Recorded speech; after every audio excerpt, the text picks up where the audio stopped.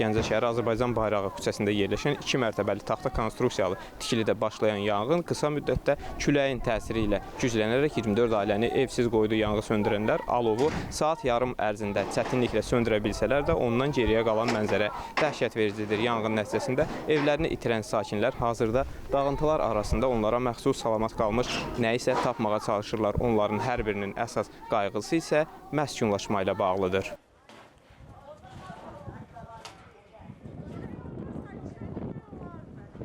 Heç nələ çöllərdə qalmışam.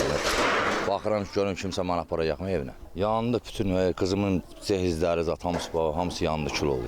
Heç nə çıxardamadım. Dənə bax bulardı, bunu da qonşulardan almışam. Bir dənə telefonumu da stolun üstdən götürəmədim heç. Heç nə mənə təsir eləmir. Təzə dərmən aldırmışdım. Dərmənlərim də stolun üstə qaldı, götürəmədim. Heç nə, bax belə çıxmışam. Sandığım qalıb. Yaxşı yorğan döşəyim qalıb 6 ədəd.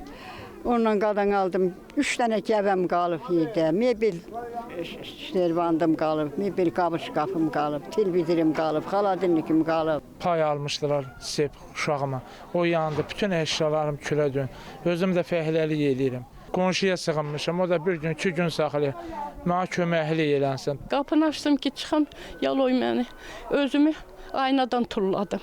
Qonşular qucaqlarını aldılar, saldılar yerə, tək idim evdə. Bir oğlum var idi, o da ölübdü, heç kəsim yoxdur. Qohumlarım da onlar məni gəldilər, apardılar.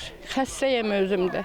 Qonşulardan paltar alıb geyinmişəm, Quran haqqı bala, inanırsınız. Burada yaşayan mənim həm atamın bibisi qızıdır, anamın xalası qızıdır.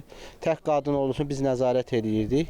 Dünənlər elə qonşuların nəticəsində bizə məlumat verdilər ki, belə ev yanıb. Gəldik ki, şükür özü salamatdır, amma xəsarətləri var, yanığı var. Bəli, bu gecə apardım, mən öz evimdə qaldı.